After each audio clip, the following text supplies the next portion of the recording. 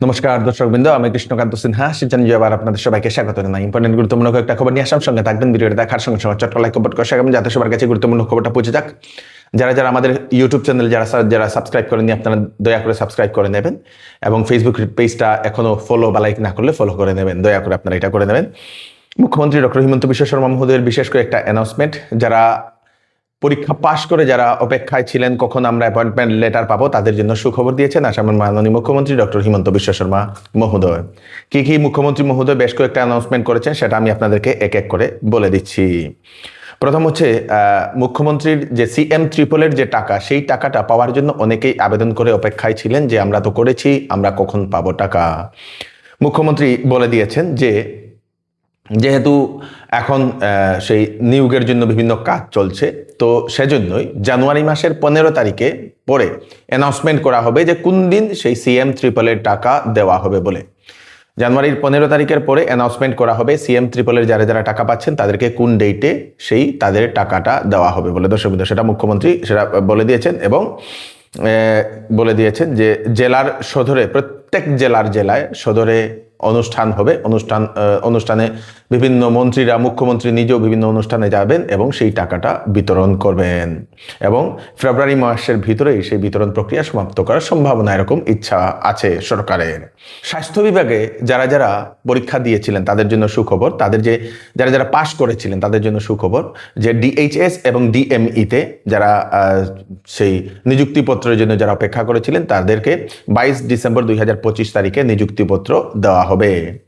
কিন্তু 4 জনগোষ্ঠীর সংরক্ষিত যে সকল প্রার্থী তাদেরকে নিযুক্তিপত্র 23 ডিসেম্বরে দেওয়া হবে বলে সেটা জানিয়ে দেওয়া হয়েছে। ADRE এর গ্রেড 3 এবং গ্রেড 4 এর যে নিযুক্তিপত্রটা, সেটা বলে দেওয়া হয়েছে। গ্রেড 4 এর নিযুক্তিপত্র জানুয়ারি 2026-এর 10 তারিখের ভিতরে দেওয়া হবে এবং গ্রেড 3 এর নিযুক্তিপত্র 15 তারিখের ভিতরে তাদেরকে দেওয়া হবে বলে মুখ্যমন্ত্রী সেটা জানিয়ে দিয়েছেন।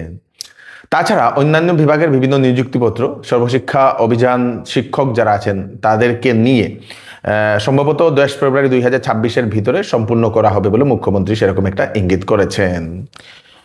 ভারতবর্ষে মাননীয় প্রধানমন্ত্রী শ্রী নরেন্দ্র মোদী মহোদয় উনি আসামে আসছেন বলে মুখ্যমন্ত্রী ডক্টর হিমন্ত বিশ্ব শর্মা মহোদয় জানিয়েছেন। 20 তারিখে উনি আসবেন, 2 দিন সফরে আসছেন আমাদের আসামে এবং বিভিন্ন প্রোগ্রামে উনি যাবেন। প্রথম প্রোগ্রামটা হচ্ছে মেইন যে লোকপ্রিয় Gopinath Bordoloi airport, international airport যেটা গুয়াহাটি, যেটা নতুন টার্মিনাল বিল্ডিং যেটা বানানো হয়েছে সেটার উদ্বোধনী মুখ্যমন্ত্রী মহোদয় সেটা করবেন সেই দিন 20 তারিখে এবং সেটা লোকপ্রিয় গোপীনাথ বরদলৈর নামে সেটা উৎসর্গ করা হবে বলে মুখ্যমন্ত্রী সেটা জানিয়েছেন এবং সেই দিন বিজেপির বিভিন্ন কার্যকর্তাদের সঙ্গে প্রধানমন্ত্রী মহোদয় সেটা মিটিং করবেন। 21শে ডিসেম্বর বিভিন্ন ছাত্রছাত্রীদের সঙ্গে, সিলেক্টেড বেশ কয়েকজন ছাত্রছাত্রীদের সঙ্গে ব্রহ্মপুত্র নদীর উপরে জাহাজে প্রধানমন্ত্রী মহোদয় পরীক্ষা পে চর্চা করবেন বলে সেটা মুখ্যমন্ত্রী মহোদয় সেটা জানিয়েছেন। তারপরে বিভিন্ন অনুষ্ঠানে প্রধানমন্ত্রী মহোদয় অংশগ্রহণ করবেন। যে সকল কর্মচারীরা যারা PF উঠাতে পারেন না, অনেক কষ্ট হয় PF উঠাতে, মানুষকে ধরতে হয়, অমুক করতে হয়, বা কোথায় গিয়ে আমরা PF উঠাবো, তাদের জন্য হচ্ছে এখন সুখবর। কারণ হচ্ছে EPFOর তরফ থেকে দেওয়া হয়েছে একটা নোটিশ, বলে দেওয়া হয়েছে যে ব্যাংক অ্যাকাউন্ট থেকে যেরকম আমরা টাকা উইথড্র করতে পারি সেরকমই সহজভাবেই PF এর টাকা উইথড্র করা যাবে। শীঘ্রই তার একটা ব্যবস্থা EPFO নিয়ে আসতে চলেছে, যেটা 2026-এর মার্চের ভিতরে সেই সুবিধাটা নিয়ে আসা হবে এবং শীঘ্রই সাধারণ মানুষ যারা চাকরি করছেন, যাদের PF নাম্বার আছে, ওনারা PF নাম্বারে নিজের PF এর অ্যাকাউন্ট দেখতে পারবেন এবং যে কোনো সময় সেটা উইথড্র করতে পারবেন বলে সেটাও জানিয়ে দেওয়া হয়েছে। হাইলাকান্দির কাটলিছড়া থানার অন্তর্গত আসাম মিজোরাম সীমান্তবর্তী লক্ষ্মীঘেনা এলাকার জঙ্গল থেকে উদ্ধার নিখোঁজ একজন ব্যক্তি নীলন্ত রায়ের রক্তাক্ত মৃতদেহ। বিগত 7-8 দিন থেকে সেই ব্যক্তি নিখোঁজ ছিল। সেই ব্যক্তির স্ত্রী থানাতেও একটা এজাহার দায়ের করেছিল। 8 দিন থেকে নিখোঁজ ছিল সেই ব্যক্তি, সেই বরুণছড়া যুগিপাড়া গ্রামের বাসিন্দা সেই ব্যক্তি এবং সেই ব্যক্তির মাথা ও পায়ে দায়ের কূপের চিহ্ন ছিল। প্রায় 8 দিন পরে সেই ব্যক্তির মরদেহ পাওয়া গেছে। জানা গেছে সেই ব্যক্তি 8 দিন আগে তাদেরই গ্রামেরই একজন ব্যক্তি 50 বছর বয়সী নৃপেশ নমশূদ্রের সঙ্গে জঙ্গলে গিয়েছিল, হয়তো কোনো বাঁশ কাটতে বা কিছু, এবং তারপরে আর ফিরে আসেননি। পুলিশ সন্দেহ করে যে ব্যক্তির সঙ্গে গিয়েছিল সেই নৃপেশ নমশূদ্রকে আটক করেছে, জিজ্ঞাসাবাদ করা হচ্ছে। লাশটিকে ময়নাতদন্তের জন্য পাঠিয়ে দেওয়া হয়েছে। কিসের কারণে সেই ঘটনাটি ঘটেছে সেটা এখনো জানা যায়নি। আবার বন্দুকসহ 2 জন ব্যক্তিকে গ্রেফতার করলো কাছাড় পুলিশ। আর আরেকটি খবর, সেই আসাম মিজোরাম বর্ডারে নাকা চেকিংয়ের সময় একটি গাড়ি তাল্লাশি করছিল পুলিশ। সেই তাল্লাশিতে পাওয়া যায় সেই বন্দুক এবং একজন মিজোরামের, একজন মণিপুরের বাসিন্দাকে সেই গ্রেফতার করেছে পুলিশ। একটা নিখোঁজ সংবাদ, সেই রাজকুমার সিনহা, দুলালগ্রাম ধলাই বাড়ি, গতকালকে থেকে নিখোঁজ। পরিবারের লোকেরা খোঁজাখুঁজি করছেন। স্ক্রিনে দেওয়া হয়েছে, স্ক্রিনে নম্বরও দেওয়া হয়েছে। আপনারা যদি কোথাও দেখতে পান সেই ব্যক্তিকে, নাকি শিলচরে নাকি দেখা গেছে, আজকে বহু মানুষ সেটা জানিয়েছেন। যদি কোথাও দেখতে পান ওনাদের বাড়ির দেওয়া নম্বরে আপনারা নিশ্চয়ই জানিয়ে দেবেন। আসন্ন বিবাহ সিজন উপলক্ষে শ্যামসুন্দর জুয়েলার্স নিয়ে এলো হলমার্কযুক্ত সোনার গহনার মজুরির উপর ফ্ল্যাট 40% ডিসকাউন্ট, হীরার গহনার উপর ফ্ল্যাট 20% ডিসকাউন্ট। তার সঙ্গে পাচ্ছেন পুরাতন সোনার পরিবর্তে নতুন HUID যুক্ত হলমার্ক যুক্ত সোনার গয়না নেওয়ার সুযোগ। প্রতি রবিবারে কেনাকাটার সুবিধাও আছে, তাই চলে আসুন Shyamsundar jewellers, central road, Silchar. এবার চৌধুরী টেক্সটাইলে বিবাহের কাপড়, ফ্যান্সি কাপড় এবং শীতের কাপড়ের উপর ফ্ল্যাট 20% ডিসকাউন্ট দেওয়া হচ্ছে। সঙ্গে থাকবে বাম্পার অফার। 10 দিনের ভিতরে যে কোনো বিক্রিত মাল যদি পছন্দ না হয় তাহলে ফেরত নিয়ে আপনারা টাকাও নিতে পারবেন। তাড়াতাড়ি চলে আসুন চৌধুরী টেক্সটাইল, ফাটক বাজার, গলি নম্বর 2, শিলচর সদর থানার নিকটে। বোনকে ঘরের ভেতরে রেখে মোরা অবস্থায় তালা মেরে চলে যায় নাকি ভাই, এরকম একটা চাঞ্চল্যকর খবর। সেই ভাইয়ের নাম হচ্ছে অভিজিৎ রায়, শ্রীভূমির নীলমণি রোডের বাড়ি এবং এরকমই খবর আসে। মহিলার নাম শ্রেয়শ্রী রায়, 65 বছর বয়স। স্থানীয় মানুষের অভিযোগের পরে পুলিশ এসে সেই মহিলার মরদেহকে ময়নাতদন্তের জন্য পাঠিয়ে দিয়েছে।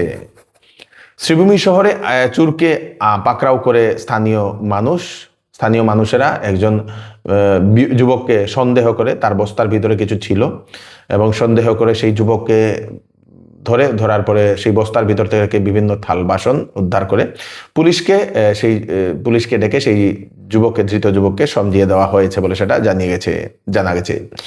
কাঠিগড়ায় রেল সেতু থেকে বরাক নদীতে ঝাঁপ দিল একজন যুবতী।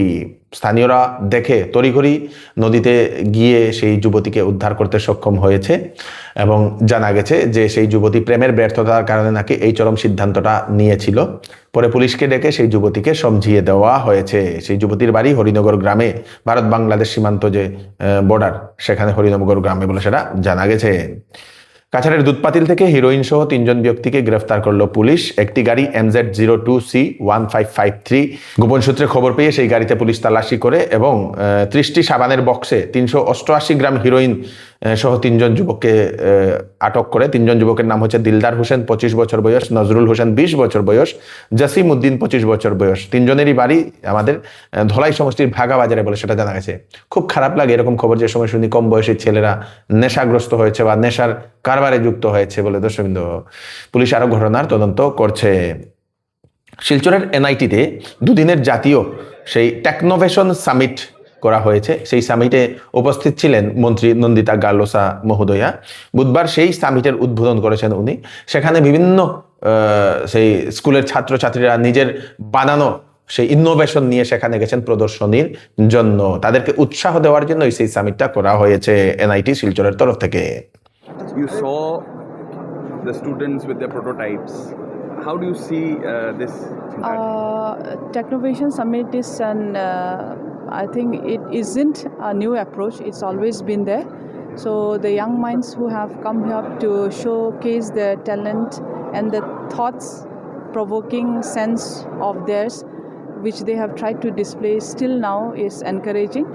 This is what the young Indian minds are being looked up to, and the theme itself was to innovate it. So we had seen some of the innovations that they had been trying to do, and I wish them all the success in this journey of theirs. Tezpur medical কলেজের একজন 4th গ্রেডের কর্মীকে মারধরের ঘটনাকে কেন্দ্র করে শিলচরের medical college এবং হাসপাতালে কালো ব্যাজ পরে প্রতিবাদ করলো সেখানের কর্মচারীরা।